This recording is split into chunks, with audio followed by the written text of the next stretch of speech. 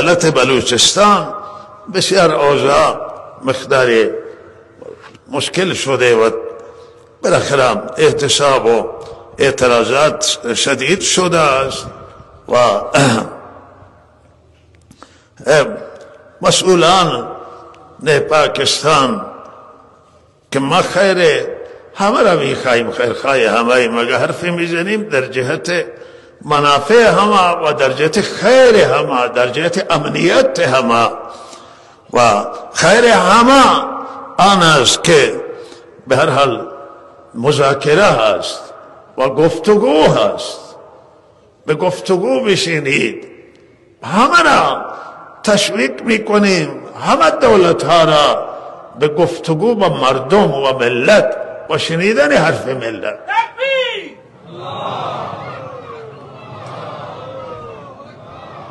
و ما هم ناصحانه به دولت پاکستان میگیم که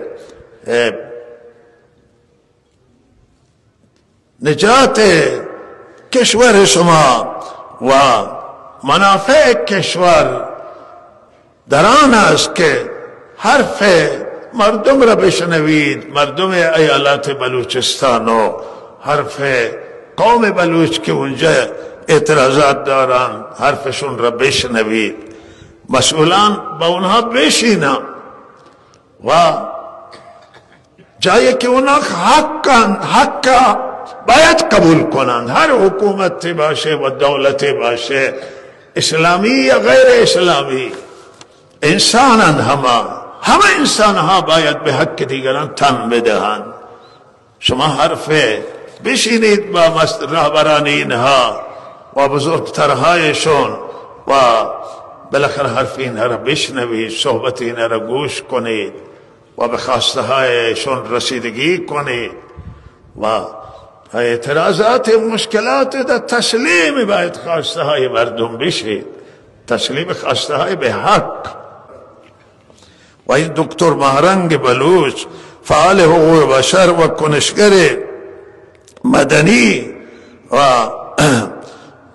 که مسئول جنبش همبستگی بلوچ اونجا، غنیمت اینا.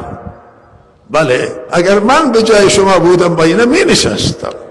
بشینید با این، به جای این که مهرنگ دکتر مهرنگ بازداشت کنن بشینید با او.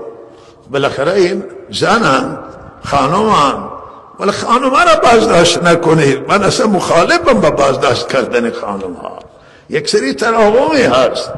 بالاخره اصلا یک مسئله شرعی و فقهی در رابطه با اعدام زنان ما خیلی اعتراضمون سخته و دلیل شرعی داریم، اینه که حرف همین حلقیه، نه دلیل شرعی هست، مسئله فقهیه که حتی اگر زن با یک گروه بالاخره محارب دستگیر بشه، با گروهی که داره می جنگه، زنی دستگیر بشه، زن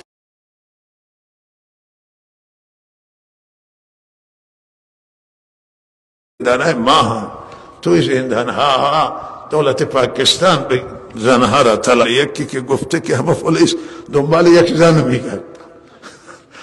بابا این زنی، این بالاخره چادر سرش رو سری به سر داره و حق داریم، هم حق اعتراض داره، زنان حق دارن که اعتراض کنن که برای حقوق و خواسته، و ما هم تاکید میکنیم که باید به خواسته زنان، به حقوق زنان باید توجه بشه و اول به خواسته زنان رسیدگی کنه، اول به حقوق اونها رسیدگی بکنه. چون حضرت فرمود دو کس را گناه قرار میده، گناه بزرگ قرار میده، ظلم را بر اینا، ظلم بر زنان و ظلم بر بچه ها. هر دو کس ضعیفترن و بالاخره ماشاءالله الله شیر زنانی است که از مردان هم قوی ترن و بالاخره به زنان باید ترحم کرد و زنها آزاد بشن. مهرنگا و دکتر مهرنگا آزاد کنم، مسئولان ما پاکستان بشینم با اینها و صحبت کنم. زیاده خواهی دارم بگم، دلائل بگم، اگر شما زیاده خواهی دارید، حق در حقشون حقشون رسیدگی کنید. حق قانونی، قانون هر کشور برای خودش قانونی داره، حق قانونی داره، حق شرعی را، حقوق بین المللی را مراعات کنید. ما توصیه میکنیم مسئولانمون را، مسئولان کشور را، مسئولان دولت پاکستان را به رعایت کردن حقوقهای بین المللی، قوانین بین المللی در رابطه با ملت، قوانین جاری در کشور و دستورات شرعی، قوانین خدا، قرآن، که همه ما مسلمانیم و اهل قرآنیم، اهل دینیم و اینها مسائل مراعات بشه.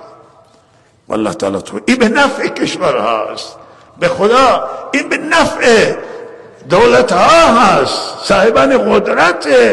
پایین بیایید بشینید با مردم و حرف مردم ها گوش کنید، شما سکوت کنید، بگذارید حرف بزنن و اگر اعتراضات مدنیه و بدون خشونت این غنیمت بدانید. تجمع اعتراضی تشکیل دادند یا بالاخره در قوانین کشورهای آزاد مثل کشور پاکستان راهپیمایی آزاده، تجمع آزاده، تو کشورهای ما همچنان در قانون ما همچنان چیزی ما داریم که مردم برای خواستهایشان میتوانن بکنن.